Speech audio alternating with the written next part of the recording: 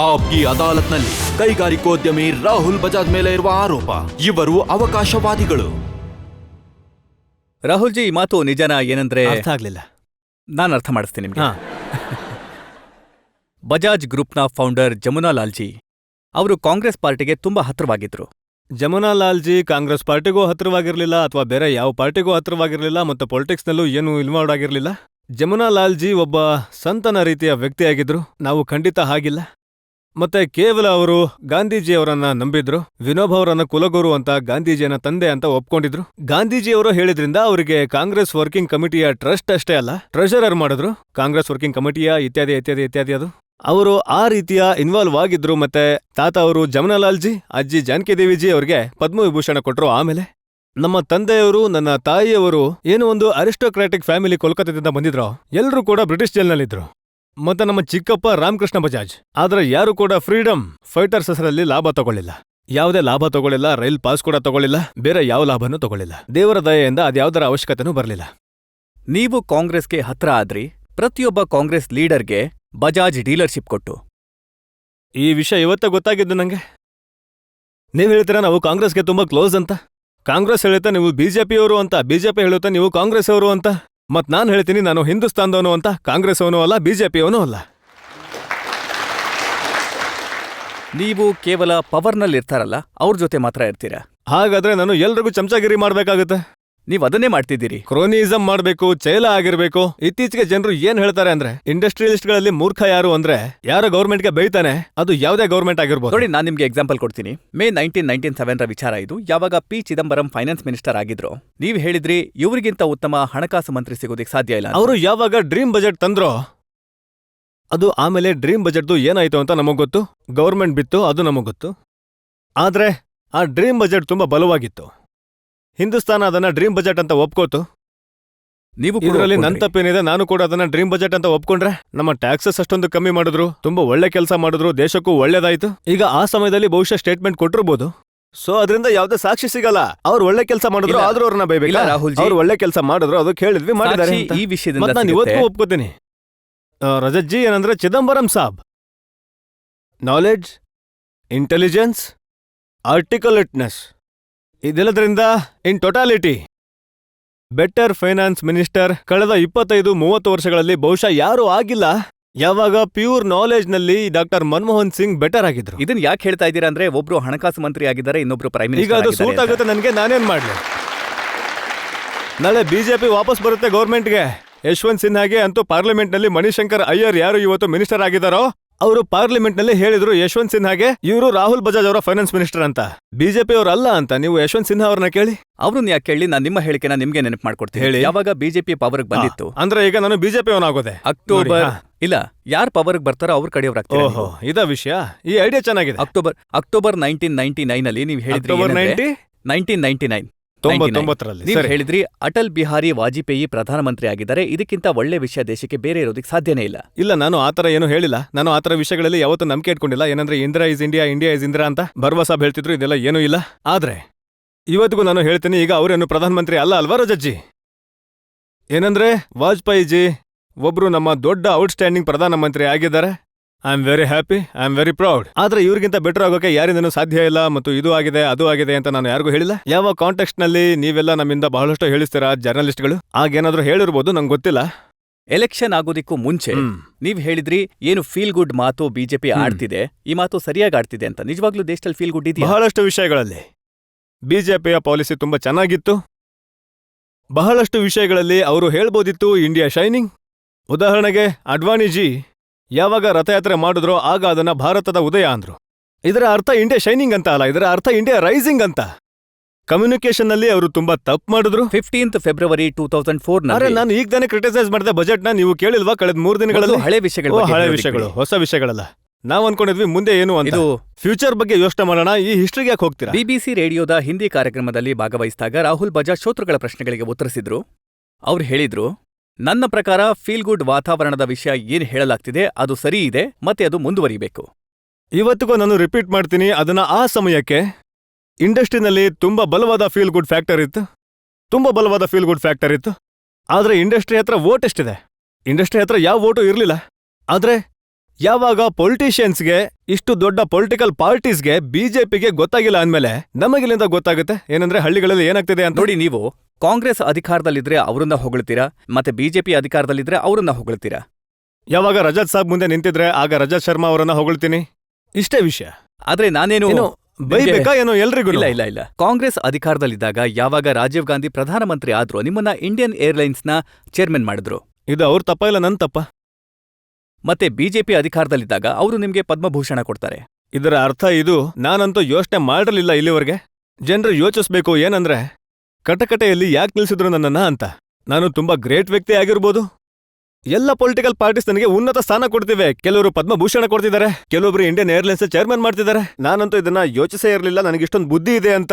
ಒಂದು ವೇಳೆ ವಿನಮ್ರತೆ ಬಿಟ್ಟು ಹೇಳೋದಾದ್ರೆ ಯಾರು ಅಧಿಕಾರದಲ್ಲಿರ್ತಾರೆ ಅವರ ಚಮಚಾಗಿರಿ ಮಾಡ್ತೀರಾ, ಅದಕ್ಕೆ ಸಿಗುತ್ತೆ. ಹಾಗಾದ್ರೆ ಎಷ್ಟು ವ್ಯಕ್ತಿಗಳಿಗೆ ಈ ತರ ಸಿಕ್ತು ಪದ್ಮಭೂಷಣ, ಮತ್ತು ಎಷ್ಟು ವ್ಯಕ್ತಿಗಳನ್ನ ಚೇರ್ಮನ್ ಮಾಡಿದ್ರು ಇಂಡಿಯನ್ ಏರ್ಲೈನ್ಸ್ಗೆ? ಹೊಗಳಿಕೆ ಮಾತು ಯಾರು ಆಡ್ತಾರೋ ಅದು ತೀರಾ ತಪ್ಪದ ವಿಷಯ. ನನಗೆ ಅದನ್ನ ಕಂಡ್ರೆ ಆಗಲ್ಲ. ತುಂಬಾ ಆದ್ರೆ ಅಸಹ್ಯದ ನೀವು ವಿಷಯ. ಯಾವಾಗ ಆ ಸಮಯದಲ್ಲಿ ಎನ್ಡಿಎ ಸರ್ಕಾರ ಇತ್ತು ಆಗ ನೀವ್ ಹೇಳಿದ್ರಿ ಯಶವಂತ್ ಸಿನ್ಹಾ, ಜಸ್ವಂತ್ ಸಿಂಗ್ ಇವ್ರಿಗಿಂತ ಉತ್ತಮ ಎಕಾನಮಿ ಗೊತ್ತಿರೋರು ನಾನು ಯಾವತ್ತೂ ಇರೋದಕ್ಕೆ ಹೇಳಿಲ್ಲ. ಸಾಧ್ಯನೇ ಇಲ್ಲ. ಒಳ್ಳೆ ಕೆಲಸ ಮಾಡ್ತಿದ್ದಾರೆ ಅಂತ ಹೇಳಿರ್ಬೋದು. ಇವ್ರಿಗಿಂತ ಬೆಟರ್ ಎಕಾನಮಿ ಕೊಡೋರು ಯಾರು ಇಲ್ಲ. ನನಗ್ ನೆನಪಿಲ್ಲ ಹೀಗೆ ನಾನು ಒಳ್ಳೆ ಹೇಳಿ ಕೆಲಸ ಮಾಡಿದ್ದಾರೆ ಅಂತ ಹೊಗಳಿರ್ತೀರಾ ಬಿಡಿ. ಖಂಡಿತ. ಇವತ್ತಿಗೂ ನಾನು ಅದನ್ನ ನಂಬ್ತೀನಿ, ಇವತ್ತು ಹೇಳ್ತಿದ್ದೀನಿ. ಈಗ ಕಾಂಗ್ರೆಸ್ ಪಾರ್ಟಿ ಪವರ್ನಲ್ಲಿದೆ. ಏನಂದ್ರೆ ವಿಶೇಷವಾಗಿ ಯಶವಂತ್ ಸಿನ್ಹಾ, ಬಿಕಾಸ್ ಜಸ್ವಂತ್ ಸಿಂಗ್ ಜಿ ಅವರು ಫೈನಾನ್ಸ್ ಮಿನಿಸ್ಟರ್ ಆಗಿ 1.5 ವರ್ಷ ಇದ್ರು. ಆದ್ರೆ Yashwant Sinha was a very under rated finance minister. ಮತ್ತೆ ಅವರು ಒಳ್ಳೆ ಕೆಲಸ ಮಾಡಿದ್ರು. ಒಂದು ಬಜೆಟ್, ನಾನು ಪಬ್ಲಿಕಲ್ಲಿ ಇವತ್ತು ಮೊದಲನೇ ಸಲ ಹೇಳ್ತಿದ್ದೀನಿ, ಒಂದು ಬಜೆಟ್ ಏನೋ ಅವ್ರು ಕೊಟ್ಟಿದ್ರು, ಆ ಬಜೆಟ್ ಕೂಡ ಕೆಟ್ಟದಾಗಿರ್ಲಿಲ್ಲ. ಆದ್ರೆ 2-3 ವಿಷಯಗಳು, ಅದರಲ್ಲಿ ಕೆಲವು ವಿಷಯಗಳು ತಪ್ಪಾಗಿದ್ವು. Including right and wrong, dividend tax removal, dividend tax reimposition. ಮಾರನೇ ದಿನ ನಾನು ಅವ್ರಿಗೆ ಫೋನ್ ಮಾಡಿ 40 ನಿಮಿಷ ಮಾತಾಡ್ದೆ ಪುಣೆಯಿಂದ ದಿಲ್ಲಿಗೆ. ಏನಂದ್ರೆ ನಿಮ್ಮ ಕುರ್ಚಿ ಅಲ್ಲುಗಾಡಿದೆ ಅಂತ. ಮತ್ತದೇ ಆಯ್ತು ಸ್ವಲ್ಪ ದಿನ ಆದ್ಮೇಲೆ. ಯಾವಾಗ ಕಾಂಗ್ರೆಸ್ ಸರ್ಕಾರ ರಚನೆ ಆಯ್ತು ಆಗ ನಿಮ್ಗೆ ಅನ್ನಿಸ್ತಾ ಏನಂದ್ರೆ ಹೌದು ಸೋನಿಯಾ ಗಾಂಧಿ ಅವರು ಈಗ ಸಂಪೂರ್ಣವಾಗಿ ಕಮಾಂಡಲ್ಲಿದ್ದಾರೆ. ಆಗ ನೀವು ಇದನ್ನ ಹೇಳೋದಕ್ಕೆ ಶುರು ಮಾಡಿದ್ರಿ ಏನಂದ್ರೆ ಸೋನಿಯಾ ಗಾಂಧಿ ತುಂಬಾ ಮೆಚೂರ್ ಆಗಿದ್ದಾರೆ ಅಂತ. ಮೊದ್ಲೇ ಯಾವತ್ತೂ ಹೇಳಿಲ್ಲ ನಾನು ಆತರ. ಮೊದ್ಲು ನಿಮ್ಗೆ ಕಾಣಿಸ್ತಿರ್ಲಿಲ್ವಾ? ನೋಡೇ ಇರ್ಲಿಲ್ಲ ನಾನು. ಹೈಟ್ನಲ್ಲಿ ಚಿಕ್ಕವ್ರು ಅನ್ಸುತ್ತೆ, ನಾನು ಉದ್ದ ಇದ್ದೀನಿ, ಕಣ್ಣು ದೃಷ್ಟಿ ಮೇಲೆ ಇರುತ್ತೆ. She is A very different person than she was before. ಅಧಿಕಾರಕ್ಕೆ ಬರ್ತಿದ್ದ ಹಾಗೆ ಅವರು ಬದಲಾದ್ರು. 100% ಕರೆಕ್ಟ್ ಸ್ಟೇಟ್ಮೆಂಟ್. ಹೇಳಿದ್ದು ಇದನ್ನೇ ಸುಮಾರು ಇವತ್ತು ರಿಪೀಟ್ ಮಾಡ್ತಿದ್ದೀನಿ. ಎಮರ್ಜೆನ್ಸಿಯಲ್ಲಿ ಎಷ್ಟು ಇಂಡಸ್ಟ್ರಿಯಲಿಸ್ಟ್ಗಳಿದ್ರು, ಅವರೆಲ್ಲ ಓಪನ್ಲಿ ಅಪೋಸ್ ಮಾಡಿದ್ರು ಎಮರ್ಜೆನ್ಸಿಯನ್ನ. ನಾನು ಸಣ್ಣ ವ್ಯಕ್ತಿ ಆಗಿದ್ದೆ ಆಗ, ಅಪೋಸ್ ಮಾಡ್ದೆ, ಆ ಕಾರಣದಿಂದ ರೈಡ್ ಆಯ್ತು. ಯಾವಾಗ್ಲೂ ಹೇಳ್ತಾನೆ ಇದ್ದೆ. ಅದಾದ್ಮೇಲೆ ಅದನ್ನೇ ಹೇಳಿದೀನಿ ನಾನು. ಅವರ ಮದರ್ ಇನ್ ಲಾ ಮಾಡಿದ್ದು ಎಮರ್ಜೆನ್ಸಿಯನ್ನ. ಆಗ್ಲೂ ನಾನು ಹೇಳ್ದೆ ಎಮರ್ಜೆನ್ಸಿ ಅಗೇನ್ಸ್ಟ್ ಇದ್ದೆ ಅಂತ. ಮತ್ತು ಹೌದು, ಸೋನಿಯಾ ಗಾಂಧಿ ಅವರ ಅಗೇನ್ಸ್ಟ್ ಆಗಿ ನಾನು ಏನೂ ಹೇಳೇ ಇಲ್ಲ, ಹೇಳೋ ಅವಶ್ಯಕತೆನೂ ಇರಲಿಲ್ಲ. ಅದು ನನ್ನ ಸ್ನೇಹಿತರು ಹೇಳ್ತಿದ್ರು. ಯಾರು? ಒಬ್ರು ನನ್ನ ಸ್ನೇಹಿತರಿದ್ದಾರೆ, ಅವ್ರ ಹೆಸರು ಶರದ್ ಪವಾರ್. ಅವ್ರೇನೋ ಫಾರಿನ್ ಅಂತಿದ್ರು ಅವರನ್ನ. ಅವ್ರು ಹೇಳ್ತಿದ್ರು, ಅವ್ರ ನನ್ನ ಸ್ನೇಹಿತರು. ಆದ್ರೆ ನಾವು ಮಾತ್ರ ಯಾವತ್ತೂ ಹೇಳಿಲ್ಲ. ಮತ್ತೆ ಇದನ್ನು ನಾನು ಹೇಳ್ತೀನಿ, ಇವತ್ತಿಗೂ ಹೇಳ್ತೀನಿ. ಈಗ ಮತ್ತೆ ಹೇಳ್ತಾರೆ ಚಮಚಗಿರಿ ಅಂತ. ಅಂದ್ರೆ ಏನ್ ಸತ್ಯ ಹೇಳ್ಬಾರ್ದಾ? ಅಂದ್ರೆ ಕಳೆದ 10 ವರ್ಷಗಳಲ್ಲಿ ಏನು ನಾನು ಅಲ್ಪ ಸ್ವಲ್ಪ ನೋಡಿದಿನೋ, 10 ವರ್ಷ ಅಂಥೇಳಿ 8 ವರ್ಷ ಅಂಥೇಳಿ, ಸೋನಿಯಾಜಿಯಲ್ಲಿ ತುಂಬಾ ಮೆಚುರಿಟಿ ಬಂದಿದೆ, ತುಂಬಾ ನಾಲೆಜ್ ಬಂದಿದೆ, ಹಿಂದೂಸ್ತಾನದ ಬಗ್ಗೆ ಬಂದಿದೆ. ಆದ್ರೆ ನಾನು ಇದನ್ನ ಹೇಳಲ್ಲ, ಇವತ್ತೂ ಹೇಳಲ್ಲ. ಏನಂದ್ರೆ ಅವ್ರಿಗಿಂತ ಜಾಸ್ತಿ ಬುದ್ಧಿವಂತರು ಹಿಂದೂಸ್ತಾನದಲ್ಲಿ ಬೇರೆ ವ್ಯಕ್ತಿ ಇಲ್ಲ ಅಂತ. ಪವರ್ಫುಲ್ ಅಂತೂ ಖಂಡಿತ ಆಗಿದ್ದಾರೆ, ಎಲ್ರಿಗಿಂತ ಜಾಸ್ತಿ. ಅದಕ್ಕೆ ನೀವು ಹೇಳ್ತಾ ಇದ್ದೀರಾ ಅವರು ಮೆಚೂರ್ ಆಗಿದ್ದಾರೆ ಅಂತ. ಅದಕ್ಕೋಸ್ಕರ ಏನ್ ಹೇಳ್ಬೇಕಾಗಿತ್ತು ಅದಕ್ಕೆ ಹಾಗಿದ್ರು ನಾನು ಹೇಳ್ತಿದ್ದೀನಿ, ಎಲ್ರಿಗಿಂತ ಹೆಚ್ಚು ಬುದ್ಧಿವಂತರಲ್ಲ ಅಂತ. ಬಹಳ ಡೇಂಜರಸ್ ಸ್ಟೇಟ್ಮೆಂಟ್ ಕೊಟ್ಬಿಟ್ಟೆ ನಾನು ನಿಮ್ ದೃಷ್ಟಿಕೋನದಲ್ಲಿ. ಇಲ್ಲ, ಖಂಡಿತ ಡೇಂಜರಸ್ ಅಲ್ಲ. ಹಿಂದೂಸ್ತಾನದಲ್ಲಿ ಇರೋಕೆ ಬಿಡಲ್ಲ ನನಗೆ. ಅಂತೂ ಅವರಿಗೂ ಅರ್ಥ ಆಗತ್ತೆ. ಆದ್ರೆ ಕಳೆದ 10 ವರ್ಷದಲ್ಲಿ ಸೋನಿಯಾ ಗಾಂಧಿ ಬದಲಾಗಿದ್ದಾರಾ ಅಥವಾ ನಿಮ್ಮ ಪರ್ಸೆಪ್ಷನ್ ಬದಲಾಗಿದ್ಯಾ? ನೋಡಿ, ಏನಕ್ಕೋಸ್ಕರ ಅವರು ಬದಲಾದ್ರು ಅಂದ್ರೆ ನನ್ನ ಪರ್ಸೆಪ್ಷನ್ ದೊಡ್ಡದಾಗಿದೆ, ಬದಲಾಗಿದೆ. ಶರದ್ ಪವಾರ್ ಕೂಡ ನಿಮ್ಮನ್ನ ವಿದೇಶಿ ಅಂತಾನೆ ಕರೀತಾರೆ. ಹೌದು, ಹಾಗಾದ್ರೆ ಶರದ್ ಪವಾರ್ ಅವರನ್ನ ಇಲ್ಲಿ ಕರೆಸಿ ಕೇಳಿ. ನಿಮ್ಮೇಲೆ ತುಂಬಾ ಪ್ರಭಾವ ಇದೆ ಶರದ್ ಪವಾರ್ ಅವರದ್ದು. ನನ್ನ ಮೇಲೆ ಅವರ ಪ್ರಭಾವ ಇದೆಯಾ ಅಥವಾ ಅವ್ರ ಮೇಲೆ ನನ್ನ ಪ್ರಭಾವ ಇದೆಯಾ ಅಂತ ನೀವು ಡಿಸೈಡ್ ಮಾಡಿ. ಸರ್, ನಾನು ಈಗ ತಾನೇ ನೀವು ರಾಹುಲ್ ಸಾಬ್ ಮೇಲೆ ಆರೋಪ ಮಾಡಿದ್ರಿ ಏನಂದ್ರೆ that's he is an opportunist. But being a businessman you have to be a opportunist. ಈಗ ಒಂದ್ ವೇಳೆ ಅವಕಾಶ ಏನ್ ಬರುತ್ತೋ ಅದನ್ನ ಕಳ್ಕೊಂಡ್ರೆ ನೀವು ಬಿಸ್ನೆಸ್ ಮಾಡಕ್ ಆಗದೇ ಇಲ್ಲ. ಅದಕ್ಕೋಸ್ಕರ ಪೊಲಿಟಿಕಲ್ ರಿಲೇಷನ್ಸ್ ಅಥವಾ ಇಂಡಸ್ಟ್ರಿಯಲ್ ರಿಲೇಷನ್ ಮಾಡ್ಕೊಂಡ್ರೆ ತಪ್ಪೇನಿದೆ? ಖಂಡಿತ ಸರಿ ಇದೆ. ಇವರನ್ನ ಇಲ್ಲಿ ಕೂರಿಸಿ ನಾನು ಅಲ್ಲಿಗೆ ಹೋಗ್ತೀನಿ. ಖಂಡಿತ ಸರಿಯಾಗಿ ಹೇಳಿದ್ರಿ ನೀವು. ಏನು ಇದೇ ಕಾರಣನಾ? ಆದ್ರೆ ಆದ್ರೆ ನೀವು ಖಂಡಿತ ಇದನ್ನೇ ಹೇಳಿದ್ರಿ, ಅದಕ್ಕೋಸ್ಕರ ಇವತ್ತಿನ 90% ಇಂಡಸ್ಟ್ರಿಯಲಿಸ್ಟ್ ಹೀಗೇನೆ ಬಿಹೇವ್ ಮಾಡ್ತಾರೆ. ನನ್ನ ಪ್ರಕಾರ ನಾನು ಅವರಲ್ಲಿ ಒಬ್ಬನಲ್ಲ. ಆದ್ರೆ ಇದರ ಅರ್ಥ ಇದಲ್ಲ ಏನಂದ್ರೆ ನೀವು ಸುಮ್ನೆ ಕ್ರಿಟಿಸೈಸ್ ಮಾಡ್ತಾನೆ ಇರಿ ಅಂತ.